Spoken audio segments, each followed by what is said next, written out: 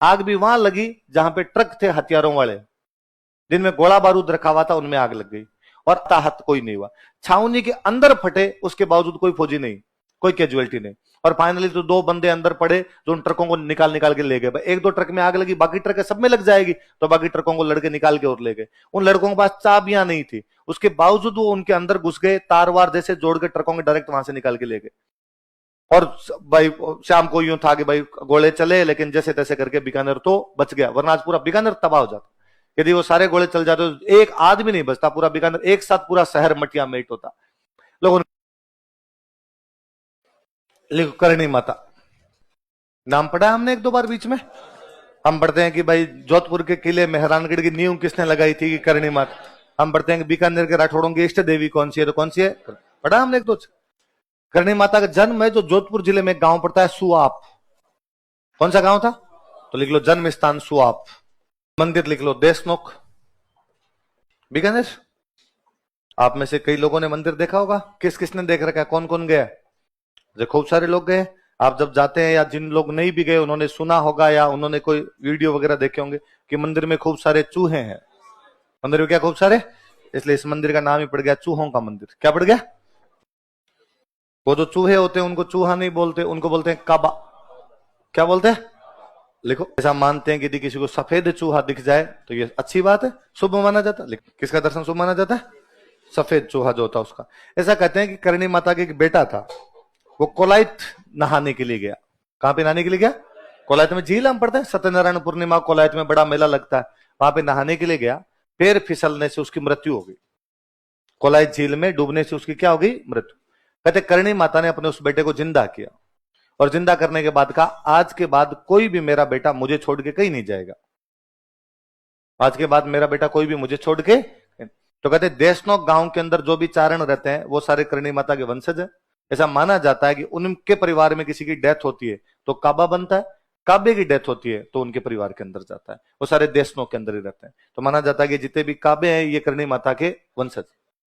और चमत्कार को नमस्कार है, मैंने वहां एक भी काबा छोटा बच्चा नहीं देखा, एक भी काबा मरा हुआ नहीं देखा। इतने सारे काबे हैं तो ये होना चाहिए ना, कोई छोटा सा इतना सा हो, कोई इतना बड़ा हो, कोई इतना बड़ा हो, ये होना चाहिए। सारे एक आकार के लगभग, मैंने सिंगल नहीं देखा उनमें कोई मरा हुआ है। सबसे बड़ी बात, मंदिर में इतने ज्यादा चूहे कि आपसे चला नहीं जाता है ना, आपको पैर घसीट के चलना पड़ता है। कि यदि आपने पैर उठा लिया तो हो सकता है आपके पैर के नीचे चूहा आ जाए, और आप पैर घसीट के चलते तो भी आपके ऊपर से चूहे निकलते हैं। तो कई जो यूं आपके शहर वाले टाबर कूल डूड टाइप के जाते हैं वो तो कूदते ही रहते हैं उधर, उनसे तो आधे परिक्रमा ही नहीं दी जाती। गांव वालों को तो क्या है, चूहे छिपकली ऊपर से खूब गए हुए रहते हैं, है ना। वरना ये जो एक फैशन है छिपकली से डरने वाला, तो वो बाद में टाबर वो आदमी उनसे चला ही नहीं जाता, वहां इतने ज्यादा चूहे हैं, फिर भी बिल्ली नहीं आती। देशनोक में बिल्लियां तो खूब सारी है, ऐसा नहीं है देशनोक गांव में बिल्लियां नहीं है, बिल्लियां तो है, तो वहां मंदिर क्यों नहीं आ रही। यदि एक दिन आ जाए तो उसका तो पिकनिक हो जाए, और ढंग से जुगाड़ हो उसके लिए तो अच्छा था। पर ये भी और मंदिर ये भी नहीं कोई बंद है, ओपन है, तो बिल्ली तो घुस ही सकती है, रात भी रात घुस जाए भाई। दिन के अंदर तो ठीक है, चलो जनता की भीड़ भाड़ रहती होगी, रात को घुस जाए मंदिर में, पर कोई बिल्ली नहीं है, कोई चूहा मरा हुआ नहीं, कोई चूहा वहां पे बच्चा नहीं। 92-93 के आसपास बीकानेर में प्लेग फैल गया, प्लेग होता ही चूहों से। तो सबसे ज्यादा प्लेग कहां पर होना चाहिए, देशनोक, पूरे बीकानेर जिले में था, देशनोक को छोड़ के एक सिंगल गांव जिसमें प्लेग नहीं था, वो गांव कौन सा है। बाकी ऐसा कोई गांव नहीं बचा बीकानेर में जिसमें एक आधे आदमी को प्लेग नहीं हुआ। तो ऐसा माना ही जाता है भाई वो चूहे साधारण चूहे नहीं है, वो चूहे क्या है, काबे। काबे मतलब वो भगवान जो करणी माता उनके क्या है, वंश। तो आप भी जाओ तो आप कभी नोटिस करना कि वहां पे कोई भी चूहा आपको छोटा नहीं दिखेगा, और कोई भी चूहा आपको मरा हुआ नहीं दिखेगा। और सफेद चूहे के दर्शन दुर्लभ है, बहुत रेयर किसी आदमी को सफेद चूहा दिखाई देता है। कि यदि कोई आदमी यूं बहुत आस्था ही हो, भयंकर आस्था हो, तब जाके डोगरी दर्शन देती है, वरना हर आदमी के लिए तो बस की बात नहीं। अब आप में से कई कहेंगे कि नहीं सर हम गए थे और हमें वहां पे दिखा था। दिखना किसको कहते हैं, मैं इस मंदिर में 100-150 बार आराम से गया हूंगा, कोई कि बीकानेर पड़ते तब हमारे लिए वहां जाना बहुत नॉर्मल सा हुआ करता था, सप्ताह में एक बार चले जाते। नवरात्रों के अंदर तो यूं पक्का था कि पहले नवरात्रे को पैदल जाएंगे, पहले नवरात्रे के दिन यदि बीकानेर को देख लिया जाए तो ऐसे लगता है बीकानेर खाली हो गया और पूरा बीकानेर देशनोक चला गया। पूरी रोड ब्लॉक है, महिलाएं, बच्चे, बूढ़े, जवान क्या मतलब गाड़ियां भर भर के, मोटरसाइकिलें जा रही है, पैदल लोग जा रहे हैं, पूरे यूं जुड़ जाती है भीड़ कि बीकानेर से देशनोक तक लाइन बनाई जाए तो लाइन क्रॉस कर जाए, इतने सारे लोग जाते हैं। तो हम तो स्कूलों में पढ़ते उस टाइम तो खूब जाया करते भाई, 30-35 किलोमीटर पड़ता है, ज्यादा दूर भी नहीं है, तो पैदल भी खूब सारे जाया करते थे वहां पे। तो आस्था भी खूब सारी बीकानेर के अंदर है कि नहीं भाई, करणी माता की आस्था भी वहां पर रखी जाती है। और पर वो आजकल जो मंदिर है, वो मंदिर पूरी तरीके से पिकनिक स्पॉट हो रखा है। आजकल मुझे लगता है आजकल लोग आस्था से तो कम आते हैं और चूहे देखने ज्यादा आते हैं, तो फोटो खींचने में उनमें बिजी रहते हैं। तो मैं 100-150 बार गया हूं, मुझे सिंगल टाइम सफेद चूहा नहीं दिखा। देखना किसको कहते हैं? देखने का मतलब है कि आप घुस के मूर्ति के सामने गए, आपने हाथ जोड़े, हाथ जोड़ के परिक्रमा लगाई, परिक्रमा लगा के वापस आ गए, इसको तो कहते हैं दर्शन करना। इस दौरान तो आज तक नहीं दिखा। एक बार मुझे याद है कि आगे से एक निकला था, मुझे ऐसा यूं फील हुआ कि सफेद चूहा निकला है, था कि नहीं था पता नहीं, पर उस दिन लगा अरे यार आज अपने घुसे न घुसते अपने को सफेद चूहा दिख गया। इसको तो देखना कहते हैं, इसमें तो एक बार भी नहीं दिखा। वैसे मेरे को 150 के 150 बार दिखा है कि वहां पर एक साइड में कढ़ाई पड़ी है, वहां कढ़ाई के पास आप 15-20 मिनट आधा घंटा जाके खड़े हो जाओ तो वहां दिख जाता है, पर वो जबरदस्ती है। वो तो फिर आप माता जी करेगा दिख आया हूं तो ऐसे तो नहीं। डोकरी जिस दिन भला करेगी उस दिन खुद ही दर्शन दे देगी, और यदि आपकी भक्ति में कहीं ना कहीं कमी है तो तब तक आपको डोकरी दर्शन है। तो अपने मानते हैं कि भाई अपने इतनी अच्छी भक्ति नहीं करते होंगे डोकरी को कि डोकरी को ये लगे कि इसको दर्शन देने चाहिए। वहां जाके उस कढ़ाई के पास में, जब वहां तो जितनी बार गए हमेशा खड़े होते हैं, अब तो मेरा जी नहीं करता। शुरू शुरू में जाते तब कहते नहीं सफेद देख के ही जाना है, तो वहां पे खड़े हो जाते। एक वो जो ढोल बजाने वाले हैं उनके पास में जाके खड़े हो जाते हो। 2-3 लोकेशन है जहां पर वो 15-20 मिनट के अंदर घूमता है, एक आधा कोई सफेद चूहा घूमता है, तो यहाँ पे देख लिया जाए। पर फिर मुझे लगने लगा कि यार ये तो माँ के साथ जबरदस्ती है कि अपनी माँ को कह रहे हैं कि नहीं तुझे दिखना ही पड़ेगा, देख मैं इतनी दूर से आया हूं तेरे लिए, अब तो यहाँ पे दिखाई दे। तो आजकल तो मैं उधर जाता है, मैं हाथ जोड़ता हूँ, परिक्रमा लगाता हूँ, बाहर निकल आता हूँ। तो जिस दिन राजी होगी माँ उस दिन तो खुद ही दर्शन दे जाएगी, राजी नहीं है तो अपने भाग में नहीं। तो ऐसे जाते ही मंदिर मूर्ति के सामने गए, परिक्रमा निकाल के बाहर आए। आप में से किस किस को दिखा है? 1-2, क्योंकि मंदिर जाने वालों में तो अपने खूब सारे लोगों ने हाथ खड़े किए, तो बहुत रेयर रेयर दिखता है वास्तव में। तो ये कोई डोकरी का चमत्कार सा ही है। ये तो मुख्य मंदिर है, ये जो मुख्य मंदिर है ये तो कौन सा है? देशनोक में क्या बोलते हैं इसको? चूहों का मंदिर। चूहों को क्या बोलते हैं? काबा। और कौन से काबे को देखना चाहिए? इस देशनोक से थोड़ा सा अंदर की तरफ चलते हैं, मतलब गांव की अंदर जो जंगल की तरफ है, वहां पर एक मंदिर और बना हुआ, जिस मंदिर को बोलते हैं नेहड़ी जी। क्या बोलते हैं? नेहड़ी जी बोलते हैं। पहले तो मैं बताता हूं नेहड़ी क्या होती है। बिलोना देखा? बिलोना, बिलोना देखा होगा? दही दही करने वाला जो छाछ को जो बिलोते हैं, दही को बिलोते हैं, उसमें एक लकड़ी होती है जो जमीन में रोपते हैं। एक लकड़ी जो जमीन में रोपते हैं। फिर आगे आपकी हांडी रखी हुई है, फिर हांडी में एक लकड़ी और होती है। जो हांडी में लकड़ी होती है जो घूमती है उसमें, वो तो है झेरना। वो तो क्या है? झेर। वो लकड़ी जो आपके जमीन में रोपी है, जिसके चारों तरफ आप रस्सी घुमाते हो, उसको बोलते हैं नेहड़ी। क्या बोलते हैं? तो जो जमीन में रोपी हुई लकड़ी जिसके सहारे रस्सी घूमती है, वो तो क्या है? जो हांडी के अंदर आपके जो लकड़ी घूमती है, मथती है उस दही को, उसको क्या बोलते हैं? झेरना। तो वो जो नेहड़ी है, वो जो बाहर लकड़ी लकड़ी होती है, जो आपके जमीन में रूपी होती है। कहते करणी माता जब यहाँ रहते थे, इनके पास खूब सारी गायें थी, खूब सारी गायें थी, तो उन गायों का दूध होता, दूध का आप दही जमाओ, दही की आप छाछ बनाओ। जब उनको यहाँ पे वो छाछ वगैरह बनाया करते, तो जो लकड़ी उन्होंने लगा रखी थी, जो नेहड़ी लगा रखी थी, वो खेजड़ी का पेड़ है। वो क्या है? और लोग ऐसा मानते हैं कि उस खेजड़ी के पेड़ की चर्म रोग पर यदि लगाई जाए, छाल लगाई जाए, तो उनकी बीमारियां दूर हो जाती है। तो वहां से लोग वो जो खेजड़ी का पेड़ था, जो नेहड़ी जी है, जो करणी माता की नेहड़ी जी मानी जाती है, उसको छाल को तोड़ तोड़ के लेके जाया करते थे। तो कई साल तो वो बस खेजड़ी थी, वहां पे कोई मंदिर वंदिर नहीं था। अब वहां पे बहुत बड़ा मंदिर बना दिया। अब तो वहां पे इतनी ज्यादा भीड़ आने लग गई कि उस खेजड़ी को कवर कर रखा है ताकि इसकी छाल को उतार नहीं सके, वरना लोग छीना झपटी करते हैं वहां उसके लिए। तो अब उसको पूरा कवर कर दिया, पर वो मंदिर बहुत अच्छा सा बना हुआ है। तो आप में से जब भी कोई जाए तो मुख्य मंदिर तो जाए, बाद में नेहड़ी जी जाके आए, क्योंकि नेहड़ी जी वाली जगह पे करणी माता रहती थी। तो वहां नीचे अब भी एक गुफा बनी हुई है, ऐसा उस गुफा में एक शिवलिंग है। ऐसा माना जाता है कि इस गुफा में बैठ के करणी माता तपस्या किया करती थी। और जब करणी माता इस गुफा में बैठ के तपस्या करती, तब बाहर के किसी भी आदमी की एंट्री बैन थी, कि बाहर से कोई भी आदमी इस गुफा के अंदर नहीं जाएगा। और यदि कोई बंदा उस गुफा के अंदर जाएगा तो करणी माता को सूचना देके जाएगा, भाई माता जी मैं अंदर आ रहा हूं, तो जा सकता है, वरना तो नहीं जाएगा। कारण कहते हैं कि भाई करणी माता जब उस गुफा में बैठती तो अपना भेष बदल लिया करती, रूप परिवर्तन करके वहां पर बैठा करती थी। इसलिए डोकरे टाइप के लोग तो आज भी इन बातों का ध्यान रखते हैं। और जब उस गुफा के अंदर घुसते हैं तो या तो उसकी दीवारों पर मारते हैं, आने का एंट्री साइन है, या बाद गांव का सीधा तरीका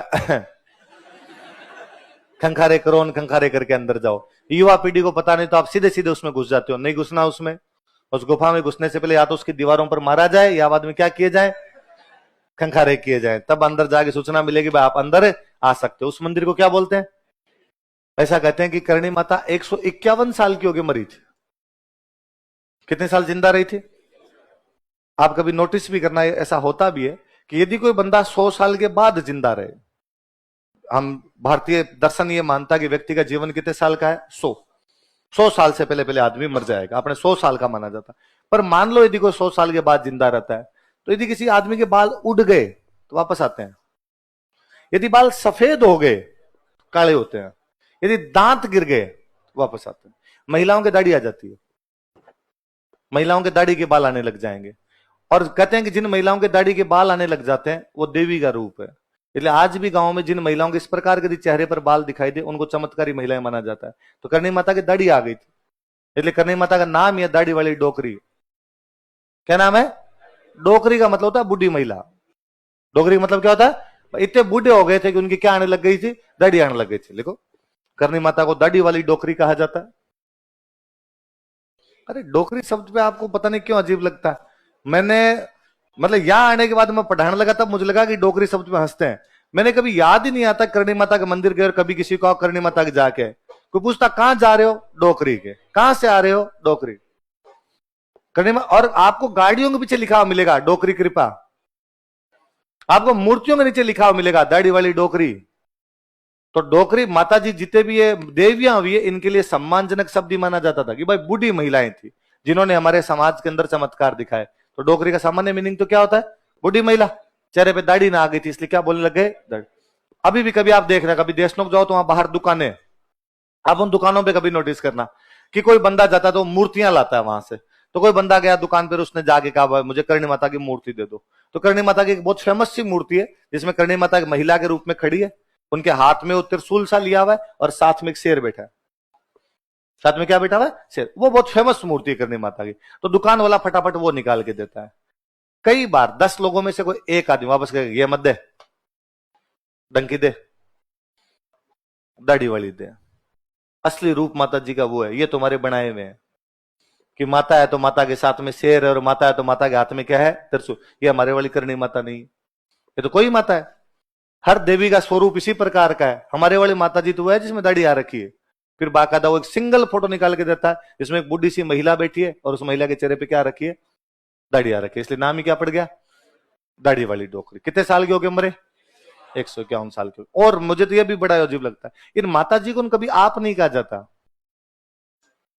कितने साल के हो गए मरी? तू।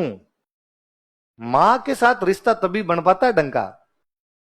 तो मेरे कभी याद नहीं आता, कभी मैं और किसी मंदिर में गया हूं तो मैं उनको जाके भगवान का जोड़े, हे भगवान आप ये करना मेरे लिए, आप ये करना। करणी माता अगर मैं कभी कहता हूं डोकरी तू ये कर, तू मेरा ये भला काम कर, तू मेरा ये अच्छा काम कर। माँ को आप कहे फिर माँ वाली सी फीलिंग ही नहीं आती, फिर लगता कोई और कोई महिला है उसके साथ। तो वो दिल वाला रिश्ता तो तभी बन पाए जब आपको लगता है कि आप वाकई उसके बेटे और वो आपकी माँ है। करणी माता का प्रतीक माना जाता है चील। चील होता है चील, उसमें भी चील होती है, इसको लोकल भाषा वहां बोलते हैं सांवली। क्या बोलते हैं? सांवली। देखो करणी माता का प्रतीक, सिंबल ऑफ करणी माता। तो करणी माता का प्रतीक क्या माना जाता है? चील। या कोष्टक में क्या लिख लो? सांवली। यह भी कोई डोकरी का चमत्कार ही है। बीकानेर में किला है जूनागढ़, जूनागढ़ का किला 1589 के आसपास बना लिया राय सिंह ने। 500 साल हो गए आज बने। कितने साल हो गए? 2000 चल रहा है तो 500 साल हो गए। आप कभी चले जाओ जूनागढ़ किले को देखने के लिए, वहां जूनागढ़ किले के ऊपर बीकानेर का झंडा है। बीकानेर स्टेट जब हुआ करता उसका जो झंडा था वो था, उस पर एनी टाइम चील है, हर समय चील है उसके ऊपर। और मतलब आपको उस टाइम नहीं दिख रही, आप 2-4 मिनट खड़े हो जाओ कहीं से कैसे उड़ते हुए आएगी, उस झंडे के आसपास चक्कर कटेगी। तो कहते बीकानेर पे करणी माता का आशीर्वाद था। किसका आशीर्वाद था? कि जब बिक्का यहां पे आया था सबसे पहले जाके किससे मिले थे? तो उस दिन करणी माता ने बिक्का कहा था कि बिक्का तेरो बिकाणो जोदण है सवायो बाजसी। बिक्का तेरो बिकाणो जोदण है कि हे बिक्का एक दिन तेरा बीकानेर जोधपुर से भी क्या हो जाएगा? सवाया। आप नोटिस करो हमने रियासत पढ़ी अजमेर। चौहानों की एक रियासत कौन सी पड़ी? अजमेर। चौहानों की मूल रियासत अजमेर थी। अजमेर से टूट के और खूब सारी रियासतें बनी, पर उनका इतिहास अजमेर से बड़ा नहीं है। उनका सबका अजमेर से छोटा छोटा इतिहास ही है ना। हमने एक मूल रियासत पढ़ी मेवाड़। कौन सी पढ़ी? मेवाड़ से टूट के बनी डूंगरपुर, बांसवाड़ा, प्रतापगढ़, शाहपुरा। छोटा छोटा इतिहास है। मतलब हमने एक दिन में चारों कर लिए थे, डूंगरपुर, बांसवाड़ा, प्रतापगढ़, जो कि मेवाड़ पढ़ने में अपने को लगे दिन 15। हमने रियासत पढ़ी परमार। परमारों की मूल रियासत थी आबू, वागड़, जालोर, किराड़ू तो हमने 5 मिनट में किए हैं। मालवा वाले जरूर थोड़ा बहुत टाइम खा गए थे, उनमें किताबें थी इस वजह से। जोधपुर से टूट के रियासत बनी किशनगढ़। लाइन 3 लिखी है हमने। जोधपुर से टूट के बनी बीकानेर, दिन 3 खा गई। कोई रियासत मूल रियासत से टूट के बनी है राजस्थान में, उनमें एक ही रियासत फली फूली है। वो रियासत कौन सी थी? वो किसका आशीर्वाद है? 1999 या 2000 में, सन बोल रहा हूं, इसके आसपास, 2000 के आसपास में बीकानेर में छावनी में आग लग गई। छावनी समझते हो? जहां फौजियों का रहने का। आग भी वहां लगी जहां पे ट्रक थे हथियारों वाले, जिनमें गोला बारूद रखा हुआ था, उनमें आग लग गई। और अपने आप वो गोले फटने लग गए। कई गोले तो वहां से, उसमें आग लगने के बाद वो दूर दूर जाके पड़े। इसलिए छावनी से 1-1 किलोमीटर दूर, 2-2 किलोमीटर दूर जा जाके गोले पड़े वो जाके। बीकानेर में सिंगल कैजुअलिटी नहीं। जहां जाके वो गोले गिरे वो ऐसी जगह पे गिरे जो नो मैंस लैंड है, जहां पर कोई भी आसपास में बंदा नहीं है, तो हताहत कोई नहीं हुआ। छावनी के अंदर फटे, उसके बावजूद कोई फौजी नहीं, कोई कैजुअलिटी नहीं। और फाइनली तो 2 बंदे अंदर पड़े जो उन ट्रकों को निकाल निकाल के ले गए। 1-2 ट्रक में आग लगी, बाकी ट्रक सब में लग जाएगी, तो बाकी ट्रकों को लड़के निकाल के और ले गए। उन लड़कों के पास चाबियां नहीं थी, उसके बावजूद वो उनके अंदर घुस गए, तार वार जैसे जोड़ के ट्रकों के डायरेक्ट वहां से निकाल के ले गए। और भाई शाम को यूं था कि भाई गोले चले, लेकिन जैसे तैसे करके बीकानेर तो बच गया, वरना आज पूरा बीकानेर तबाह हो जाता। यदि वो सारे गोले चल जाते तो एक आदमी नहीं बचता, पूरा बीकानेर एक साथ पूरा शहर मटिया मेट होता। लोग उनका अरे अरे बच गए, भगवान का आशीर्वाद है। ऐसा कहा जाता है कि शाम उस दिन रात को करणी माता ने देशनोक मंदिर के जो मुख्य पुजारी है उनको दर्शन दिए और उनको कहा कि इन बीकानेर वाले मंगतों को समझाना कि इनको बचाने के चक्कर में मेरे हाथ जल गए। बचाने के चक्कर में मेरे क्या जल गए? आग में आप हाथ लगाओगे तो हाथ जलेंगे ना, तो वो गोले बारूद के मैंने हाथ लगा लिए थे, तब ये बचे हैं जाके। मैं तब छोटा था बहुत, अखबारों में मुझे अब भी याद है, अखबारों की हेडलाइन थी कि अगले दिन पूरे बीकानेर के अंदर जितनी महिलाएं, उन्होंने हाथों में मेहंदी लगाई। हाथ जब जल जाते हैं तब हाथों को जलन से रोकने के लिए क्या लगाते हैं? मेहंदी। अगले दिन था कि करणी माता के हाथों को जलन से बचाने के लिए बीकानेर की समस्त महिलाओं ने मेहंदी लगाई। कि उस दिन यदि कोई बीकानेर को बचा रहा था तो कौन बचा रही थी? डोकरी बचा। तो डोकरी का भयंकर भयंकर वाला आशीर्वाद है अभी भी। और चील वाला है, मुझे हमेशा लगता है कि यार इस वैज्ञानिक दौर में भले कितनी बातें माने और नहीं माने, वो चील हमेशा वहीं क्यों रहती है? हमारे घर पे तो नहीं आ रही भाई। यदि यूं कहते बीकानेर में खूब सारी चिड़ियां, फिर तो हर जगह ही आनी चाहिए, फिर तो हर घर पे आ जानी चाहिए। मैं ही लोग करणी माता को मानता हूं तो हमारे घर पे ही एक डली रहे कि भाई मेरे को जब जी में करणी माता देखने चील आ जाए।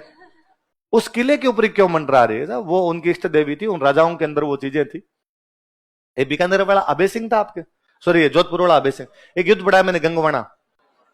गंगवाना का युद्ध पढ़ा, तो कहते गंगवाना वाला जब युद्ध हुआ था तो अभय सिंह ने बीकानेर घेरा था और चारों तरफ से बीकानेर को घेर कर अभय सिंह ने मारूंगा तुमको सबको। जोरावर सिंह अंदर बैठा बेचारा, बेचारा हिल नहीं पाए, एकदम पार ही नहीं पड़े कि क्या किया जाए। और जोरावर सिंह लगा मरा दिया। इस बार अभय सिंह बीकानेर लूटेगा और अपनी पार इसके खिलाफ। तो जोरावर सिंह बैठा बैठा करणी माता को याद करता है और करणी माता कहता है कि डाडाली डोकर थई क्यों कह तू गई विदेश, कि हे दाढ़ी वाली महिला, या तो तू डोकरी मतलब इतनी बुढ़ी हो गई कि अब तेरे से कोई काम नहीं होता। डाडाली डोकर थई का तू गई विदेश, या तो विदेश चली गई, हमारा बीकानेर छोड़ के चली गई, या तो इतनी बुढ़ी हो गई कि अब तेरे से कोई भी काम नहीं होता है। खून बिना क्यों खोसी जर निज बिका को देश। आज देख हमारी क्या हालत हुई है कि हम बिक्का के वंशजों का देश जोधपुर वाले छीन लेंगे, हम लड़ाई भी नहीं कर पा रहे, हम चारों तरफ से घेर लिए गए हैं। तो कहते हैं उसको यूं करणी माता को दर्शन दिए, चील दिखी, कैसा सा कोई वृतांत है। उसने बाद में अपना एक बंदा भेजा सवाई जयसिंह के पास। किसके पास भेजा? सवाई जयसिंह। और सवाई जयसिंह को आगे कहा भाई हमारी पार नहीं पड़ रही, तू हमारी सहायता कर। सवाई जयसिंह बदमाश आदमी था। सवाई जयसिंह ने कहा कि तुम्हारी रक्षा तो करणी माता करती है, तुम तो बीकानेर वाले कहते हो ना हमारे तो करणी माता आ जाती, इस बार कहां गई तुम्हारी करणी माता? वो 2 पंडित जी आए थे, वो और सियाणे थे। उनका करणी माता ने ऑर्डर दिया है कि इस बार सवाई जयसिंह बचाएगा मेरी तरफ से। इसलिए सवाई जयसिंह जयपुर की तरफ से जोधपुर पे हमला करता है गंगवणा पे। जब इधर जोधपुर से जाता तो अभय सिंह कहां बैठा हुआ है, बीकानेर। तो अभय सिंह को लगा कि यार यदि मैं बीकानेर बैठा रहा तो सवाई जयसिंह क्या लूट लेगा मेरा जोधपुर। तो अभय सिंह बेचारा भाग के आया उधर से, गंगवणा के अंदर लड़ा, तो बीकानेर खाली हो गया।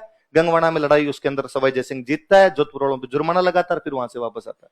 तो गंगवणा की तो पूरी लड़ाई डोगरी ने जिताई है उस दिन, कि वरना वहां से अभय सिंह घेरा ही खाली नहीं करता, और घेरा खाली नहीं होता तो अभय सिंह लूट लेता उस दिन। तो याद रहेगी करणी माता की बात है। अगले माता जी लिखो।